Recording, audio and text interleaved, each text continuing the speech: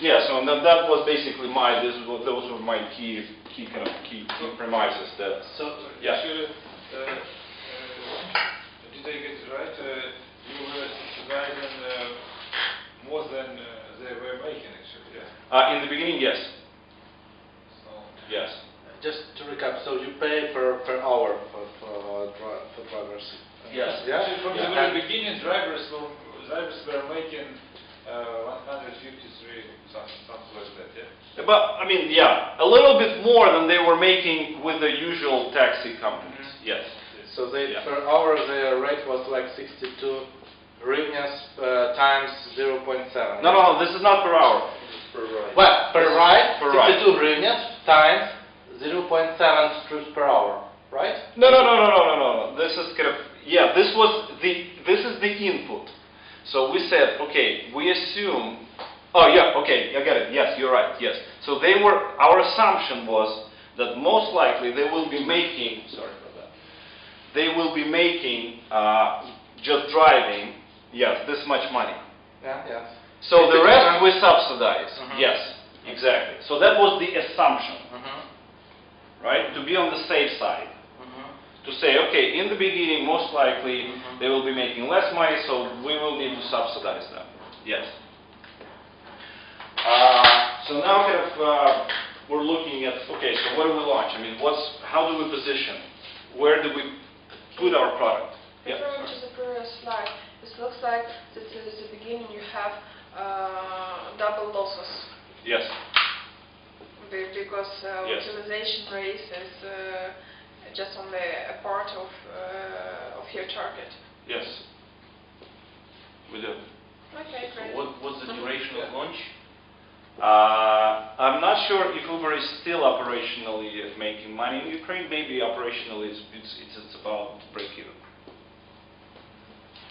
Because it means that they can still subsidize in the same way. Right now they're not subsidizing, as far as I know. No. Okay.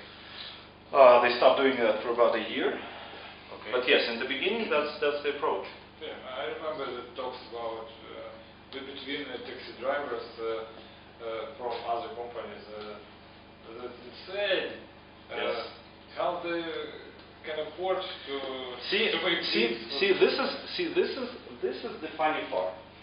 When I joined and I started because the information became public very quickly. It was a very funny thing when I told you we had those consecutive meetings in early December. We met with the guy from Klitschko, and then we met with Abramovich and his whole team.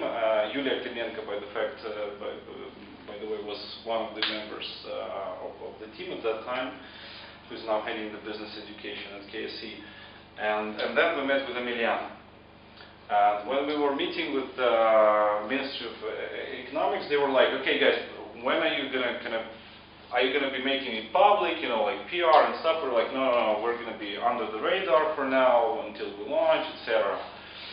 Okay, good. And then we met with Emilian, and we walk out, and Emilian was together with Roman Khmil. You may know some of you may know Roman. Used to be the guy from Cyclum, and then he was one of the people at the Ministry of Transportation. At that time, he was.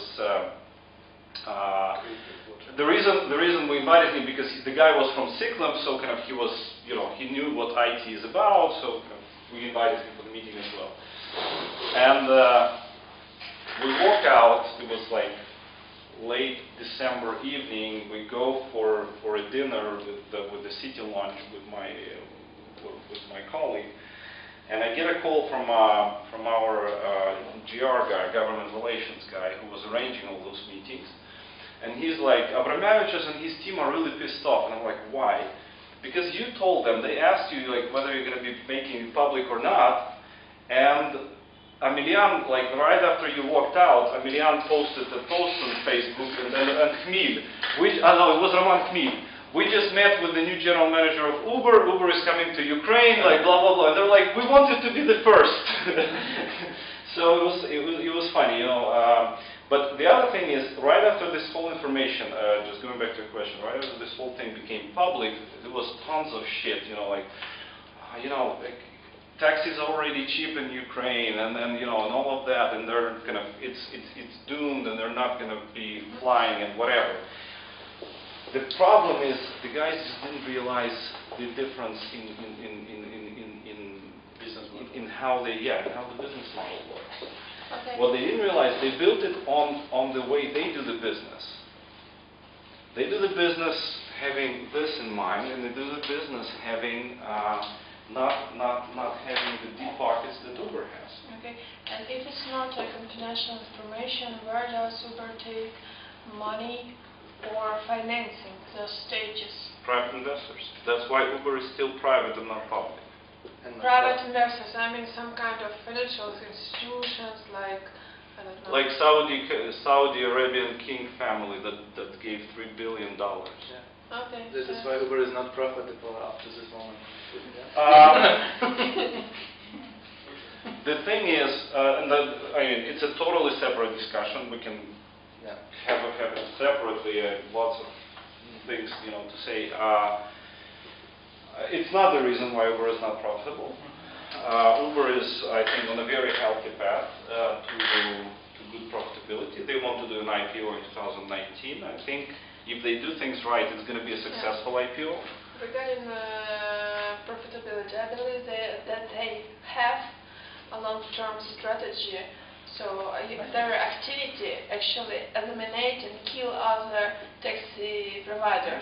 So by that there will be like only Uber and probably one or That's two exactly companies. the point. That's what I was going to tell you. That's what I was trying to say about the idea. That the taxi guys were kind of questioning it. The point is you eliminate the competition first. So you just kind of splash out the money. When Yandex was entering the market, because I'll tell you about it in a bit, and we'll get back to Yandex. So just let's stick to this for the moment. The next thing was to position the product, right? Because we needed to select, so which product are we going to launch, and what price levels at which category. So I understood that on the market there were kind of three loosely connected categories. This was the majority one, so this is where the Lamas, Ladas, and Logans were.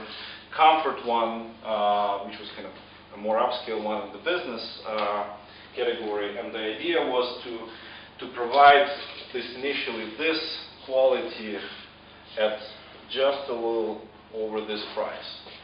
So undercut these guys tremendously by the price and kind of provide the premium in terms of quality over this. So make this type of service available to everyone. And so therefore the product was selected was UberX. It was an important decision because not in all the markets the UberX comes as the first product. In many markets actually the first product which comes to the market is Uber Black.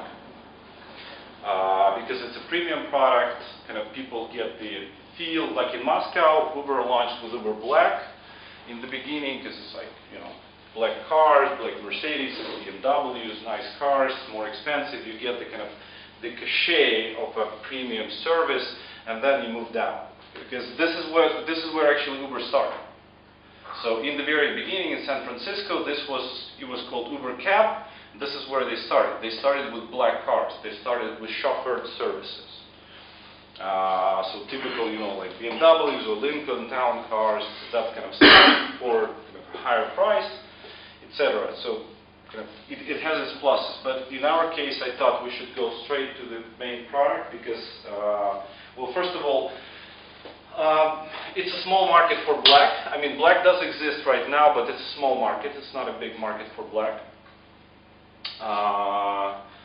You need to have a larger city size or a more rich city to have enough market customers for Uber Black. So my decision was to go for UberX, and kind of my proposition was for UberX, and I obviously put the kind of pros and cons for each of the scenarios. Yeah, sorry. What is Uber Pop? Uber Pop is the equivalent of UberX in some other markets. It's just another name. Pricing, then, you know, you select the, you understand kind of the competition, you understand the economics works, you understand the, you know, you select the product, now how do you price it, right? Because pricing is obviously a huge important decision. So, again, the logic was to say, look, we'll make it, well, first of all, my proposal was to introduce, because in Kiev, before Uber, there was no metered fare. So, no kind of, no timed fare. So the meters were based only on kilometers, not on time. Right? Well, in most cases, so kind of, in a taxi, there was no kind of per minute charge. They could charge you for waiting, but not for driving. And the problem, why we introduced this for the drivers, so we said, look, we're going to be undercutting hugely on the base fare. So 45 base fare in Kyiv versus 22 for Uber, but we'll be introducing the extras in terms of, you know, less per kilometer, but also for time. And this was good for the drivers. Again, drivers appreciated it because obviously, you know, sometimes you can drive for an hour in Krishchatik, which is like 1.5 kilometers. And it doesn't make sense for you to drive, you know, for 1 hour for 40 hryvnia.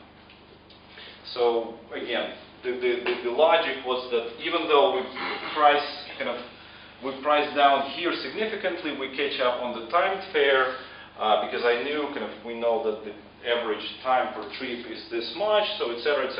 Yeah, so this was the calculation that I did.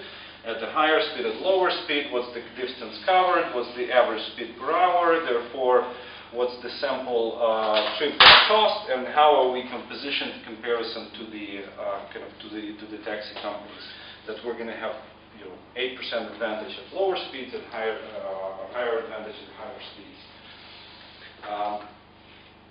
And then basically I split the I put the go-to-market strategy first and foremost, like on the operational side, on operations, demand, and regulatory. And this is where the difference was in regulatory. So usually in most markets, what happened is in the US, Uber was very aggressive, was very pushy because of the way different between Europe and the US of how the regulators and how the public interact with each other. In the US, they could pull things like they just came into a market like New York, which was highly regulated market. On average, the cost of taxi license in New York was about $1 million. It was a family business. So, you know, the license was an asset which was passed from a father to a son. And those guys didn't drive. So those guys owned the license.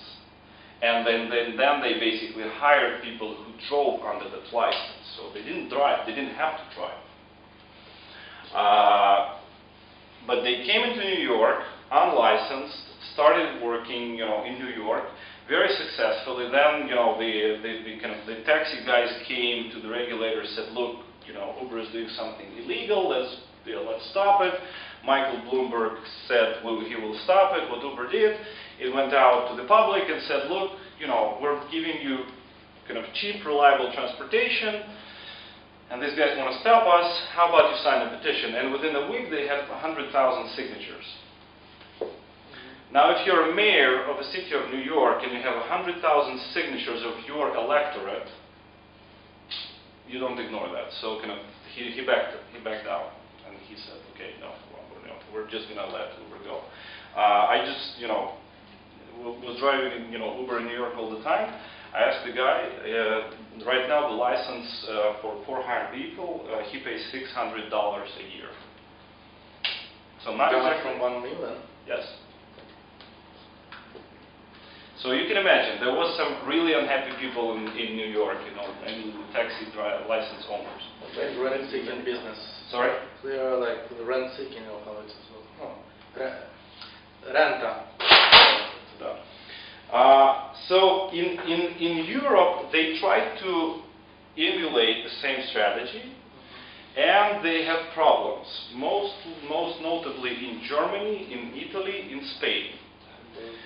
Because what they didn't take into consideration is the difference in terms of how societies and governments kind of interact and operate in those markets. and how much closely tied they are together.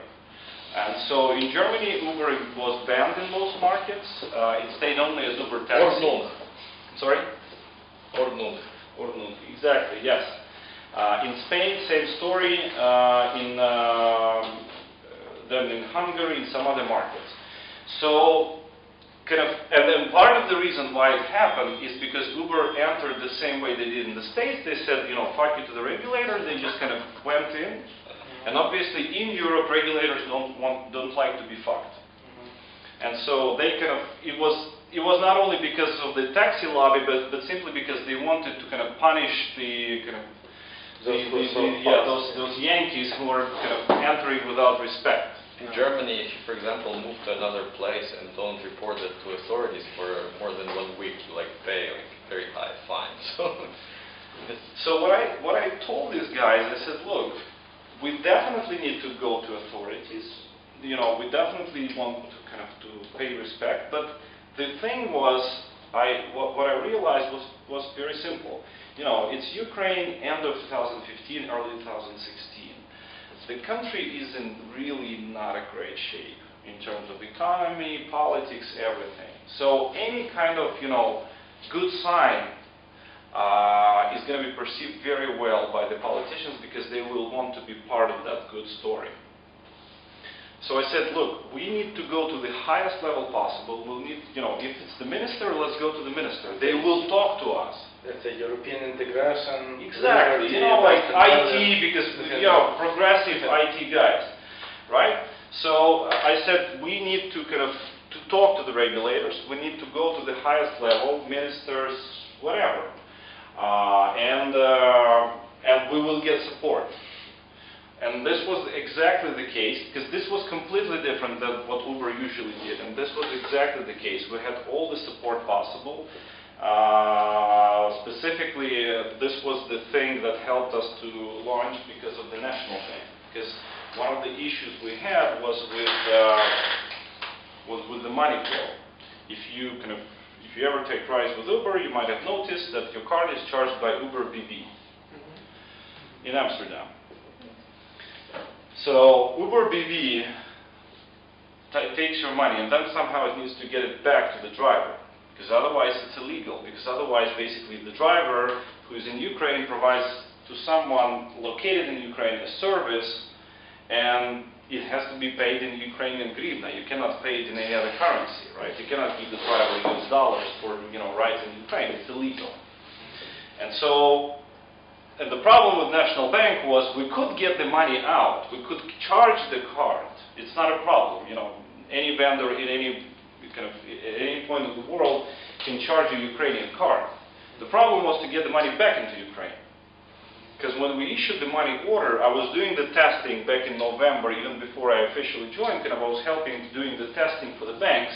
So I asked like 10 to 20 of my friends for their card accounts, for their hryvnia, US dollar, euro, and Uber was just sending like $10 amounts to those cards to see whether they go through. So the USD and euros went through no problem, but for hryvnia, people couldn't receive hryvnia. So the money order went in USD. It was the money order which said 10 USD, pay 280 hryvnia, whatever. But the bank ignored it because of the National Bank regulations. They couldn't send in hryvnia. There were no hryvnia correspondent accounts abroad because of the strict currency regulations that happened back in 2014. And this was a problem because, the drivers need to be paid, and Uber does not we did not want to establish local payment structure. Because it's much more complicated, you need to get a banking license, it's extra fees, etc. But in the end, the fact that we worked well with the regulator allowed us to get a very special letter from the National Bank that basically explained to the banks that it's all right, and Uber can do that. Your dollars are hryvnia for us. Exactly, yeah, something like that. No, we created a special scheme with the most creative bank at that time in the country, which was obviously Privat Bank. They helped us. They created a special transit account. Where they, on the fly, they were receiving the money order from us in USD. They converted it on the fly without us having an account in Ukraine. They just created a special account on the fly. They converted that money from USD to hryvnia, and then they distributed. We send them the kind of the directory, the list of recipients, and they just distribute that money And to who the is partners. responsible for taxation? Because in such case, you were like as tax agent for all those drivers, no? This is no. This is the thing. So again, Yes. remember what I told you. What does Uber? What do the drivers pay partners pay for? For hours? No.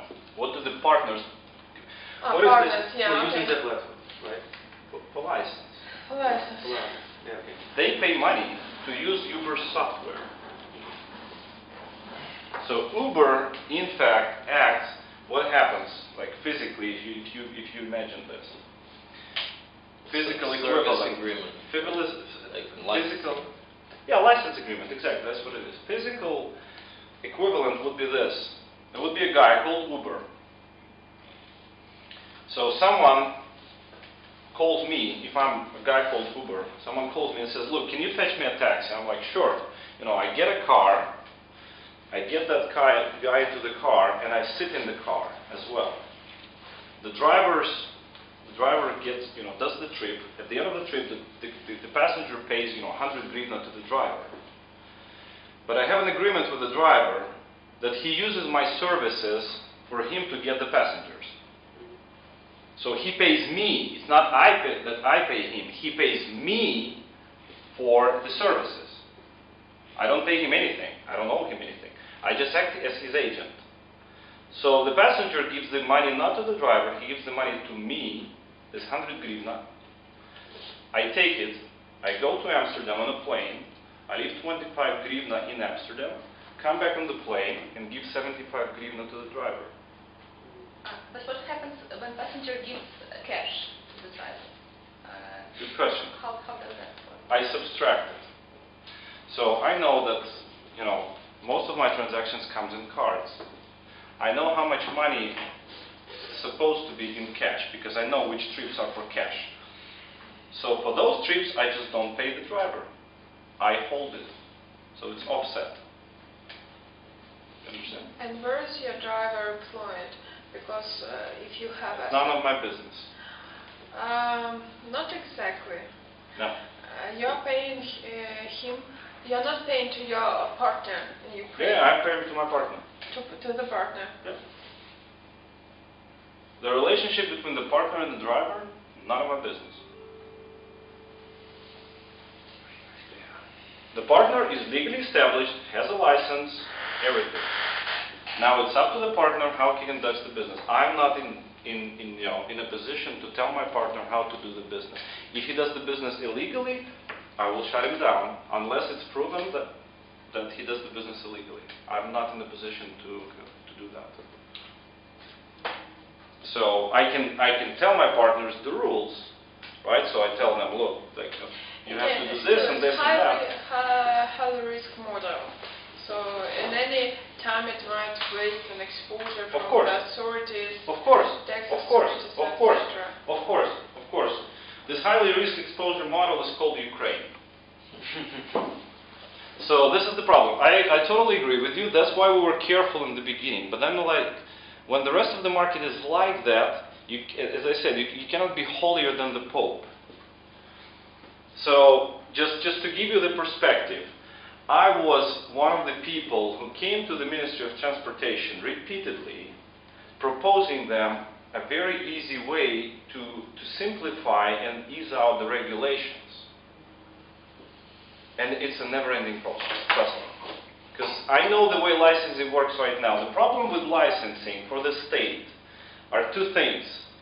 So the reason the state wants licensing, and the whole point of licensing, right? How has the licensing ever appeared in the first place? At some point back in time, like in the 20s or whenever, when just the cars appeared, you had this early taxi service which was unlicensed. So you're a passenger getting a car. you have kind of unequal amount of information. So the car, the guy who drives the car, he sets the price, he knows the price, he controls the car, etc. In order to remove that asymmetry, state said, okay, we need to put some order for two things, security and taxes. That's it, two things.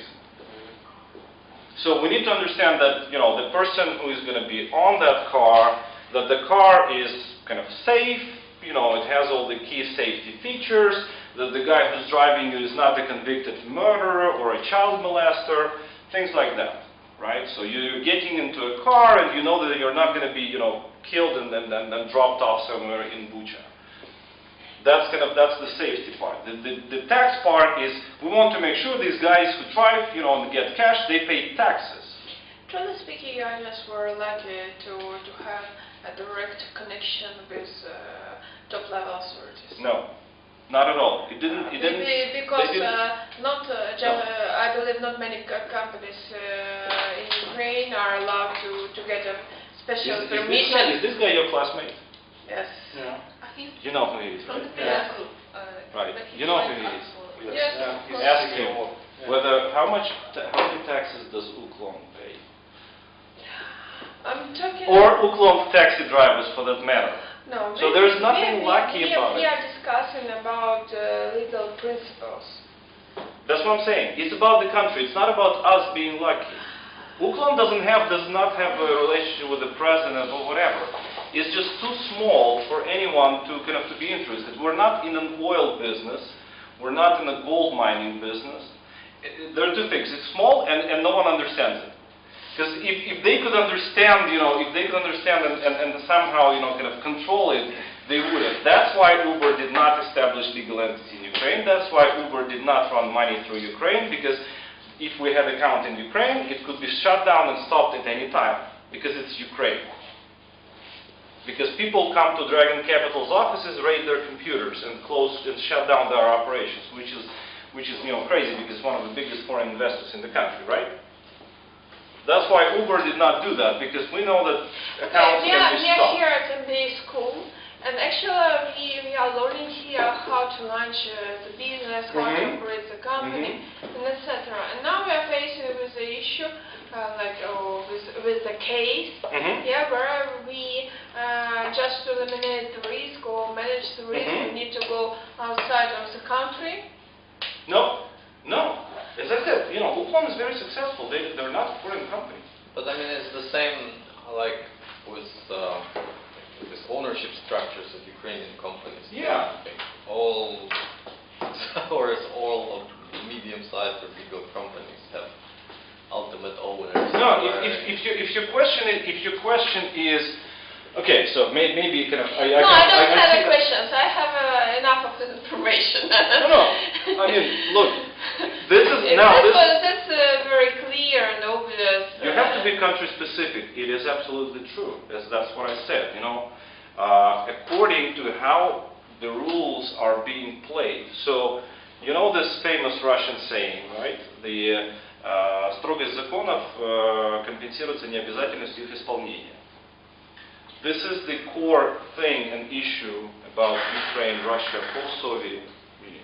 We have lots of very strict regulations. The problem is with, let me tell you, I mean, with the licensing. The problem with the licensing, there was like this whole gamut of all of the key taxi owners, this huge round table in the Ministry of Transportation, then in Verkhovna Rada, which I participated in. And at that time it was Khatya Tikhanaidze who was at the Ministry of Internal. We invited her, and the problem is was and still is very simple. In order for any regulation to work, as I said, you need two things. You need to make it simple, and at the same time make it painful not to follow it. So you make it simple to follow it, but make it very difficult if you're not following it. In Ukraine, the problem is it's not that difficult to get a license. It's really not that difficult. It costs about 1,500 hryvnia. Like the cost is not huge. Now there are two problems. There is only one physical licensing body for the whole country located on Beresteyska. You have to physically fill out the forms and mail it to them. There is no electronic application form. So all of the taxi drivers from all around Ukraine have to mail their applications physically to that body. One mistake you make, your application is gone, you know, and usually our government bodies like, you know, like you put a dot in the wrong place. Things like that, seriously. So that's one friction in the funnel. But the other problem is, and Khatia said it herself, we don't have the capacity to enforce it. So if you're a taxi driver, you hear that and you're like, so why the fuck, sorry for my English, would I ever get a license if the cops themselves say they're not going to enforce it? What's the incentive of doing that at all? Even though on paper regulation exists. On paper, you will pay 17,000 hryvnia fine if you don't have a license. The problem is, cops are not going to do it. Khatia herself said it. We're not going to do it. We don't have the capacity. But now we have another authority. Which one? What? You solved. Avakov. Nothing changed. No, it's no, but it doesn't matter. Avakov cares about it even less, you know, than Khatia. Seriously, they don't care because it's like, oh shit, you know, like we have more important stuff to do, like say, you know, sell backpacks to the army, you know, things like that. Seriously, I mean, I am with you, but this is exactly my point. On paper, a lot of things look completely different than in real life. We have to adapt to the real life situation in each particular market. Yeah, but well, in Ukraine we have like different law culture, maybe legal, yes. So we have the strict regulations are used not for like regulating, yes, but for using yes, this in case if you like, for instance, are not loyal, or for instance you have conflict with bodies, then you will be punished for not having that license. Then you will have they will come over and talk about like. True. No. You're again, as I said, you know, you're absolutely right. The problem is again. You always calculate the kind of the cost versus benefit ratio. Yeah. So let me give you just let me illustrate you with another example. When we launched, we have and in any business, it's so like in our case, it was a very vivid situation. When we launched, as I said, we had this kind of per trip and per hour bonuses. So when we started, the drivers knew that they would be getting, per hour payment. You cannot imagine how many people were thinking, they're like such smart assholes, that they just stand, because the rule was you have to be online and you have to accept the orders. They were online, but they were not accepting the orders. So they were like, turn on their car in their, garage, and, go about their own business, put themselves online and go on their own business. They hack the system. Yeah, exactly. They hack the system. Yes, they're very smart. I mean, obviously, I don't even have to do it manually. The system shows it for me. Obviously, those guys were like, when they came in and I said, no, guys, sorry, you're not getting your money because you were not accepting the orders. They were like, no, I was. Well, I mean, like, the system, you cannot cheat the system. You cannot cheat IT. But the problem is, like, later on, they thought they were even smarter because then they started doing like, someone comes to his buddy and says, look, you want to get some money, just order me, I'm going to be like right next to you, hail me, we're going to, be doing some driving, Uber pays me on a per trip basis, bonuses, I will give back to you some stuff. Or driving his wife for 2 hours around Kyiv, for example. Things like that. So people thought they were smart. Now, at some point, we were following all of this in the beginning because you cannot imagine. I mean, this is, I have to admit, Uber has extremely complicated and very well-made IT system. Very well-made. So what I had basically, at each point in time, I had a map with live cars. So I could see literally, like, on every car, I could click, I could see where it's going, the name of the guy, who's the passenger, like, etc., all of the information. Lots of stuff. So you could see, those guys who were sneaking somewhere, in Bucha or Irpin, they put themselves online. They thought they were okay, but the problem is that the range of the system covers only Kyiv. So if you're outside of Kyiv, even if you're aligned, the system, it doesn't count.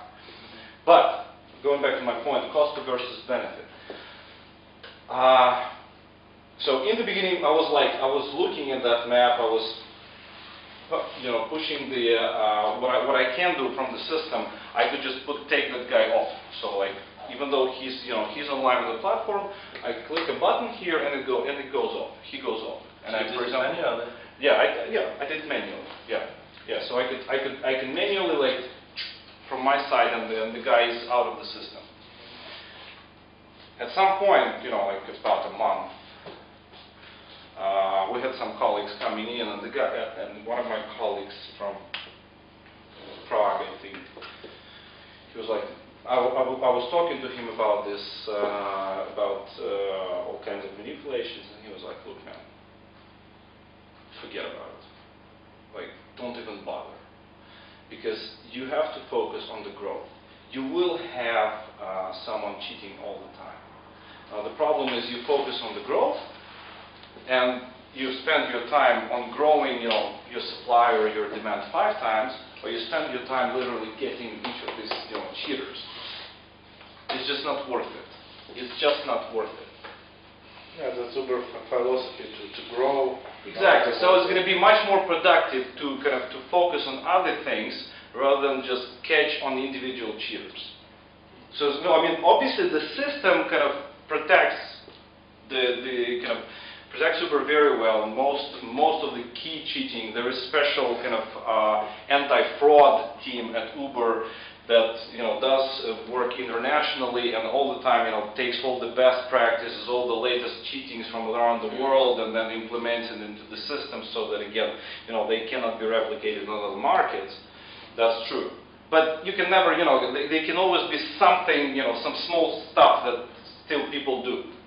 But it's not worth it. So it's the same thing, Is there a risk? Of course, there is always a risk. There is always a risk, but it's a cost-benefit ratio. So you can be very slow and do everything by the law, according to the law, according to the rules. Now the other problem is in Ukraine, and as you probably know, and most of your classmates will tell you, in most cases, it's almost impossible to do everything by the law. Because sometimes the laws contradict each other, sometimes the laws are not clear, sometimes you don't need just the law, you need a lot of explanatory acts that explain how exactly you have to... Actually, truly speaking, okay, it's possible to follow the same style of behavior or running business if you are not resident of the country, or you don't have the assets inside the country, and actually in case of some not favorable situation or adverse situations, authorities cannot attract you or involve you in the litigation process. Here, everything is done by the law. So there is nothing illegal that Uber was doing. Nothing. I'd like to add some 5 cents to this. Actually, I had friends who was on market selling consumer electronics in late 90s, early zeros, and nobody was paying taxes or. And if you are on a civilized market and you don't pay taxes, it means that you get extra profit. But on our market, if you pay taxes, then you get extra loss. You're losing your market share. Yeah. So it's absolutely different situation. No, it's true. I mean, yes, that is still relevant case, although it improved to a large extent. But you're absolutely right. Now, my point here is supposed to be different. Definitely, we were not doing anything illegally, for sure. We were too legally conscious. nothing that in our strategy, nothing in our steps was ever illegal. Absolutely not. Absolutely not. So just to be clear, now, I'm not saying, you know, I never ever advocate doing anything illegal. The difference is, can you exploit the inefficiencies in regulations? Yes. It's done all over the world. It's not, you know, it's nothing country specific. It's not about doing illegally. It's not about cheating. It's about inefficiencies in the way each market operates. There is a difference. So again, going back to my point, okay, I think working with Uber, the partners together pay more taxes, I would say 5 to 10 times what Uklon pays. You know the way Uklon operates? No. Don't want I to can tell. discuss now another company. I'll tell you. Especially if it's our colleague working Oh, with okay, this company. but I mean... It's better to do when he will be He's no president longer if he with was. us. So. No, but I mean, it doesn't matter, Uklon, whatever. So the problem is, what we established was by far a more legally transparent structure than anything that existed in the market. And my goal was actually, my kind of premise was actually and the message to the state authorities was, in fact, we are going to get this market out of the shade, not vice versa. So the way we did it, and this is absolutely true, we pay money only to establish legal entities. We don't pay money to any person individually. So you cannot get money from Uber if you're not a legal entity. If you're not a legal entity, you're not getting money from Uber. Yeah, I understand this. A legal entity pays taxes.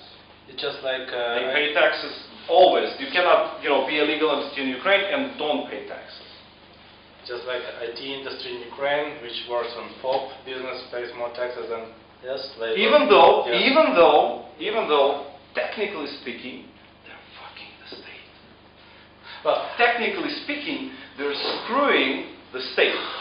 Because technically speaking, those guys should be paying 20% of their income to the state. 40%, thank you. Not 5.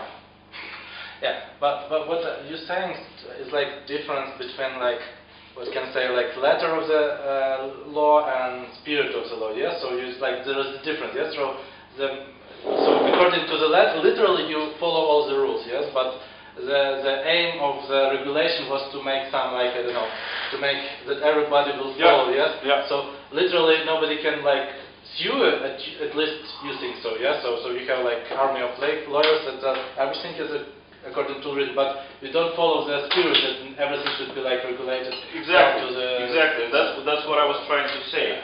Yeah. In the beginning, just like I was advocating. What I was advocating, I had several meetings with people at the Ministry of Transportation. I made a presentation for them on how the licensing can be changed. I said, look, this is very this is very intransparent. This is very difficult, and people are reluctant to do it because there is no enforcement. So the way I proposed, I said, look, just do something like like a vignette.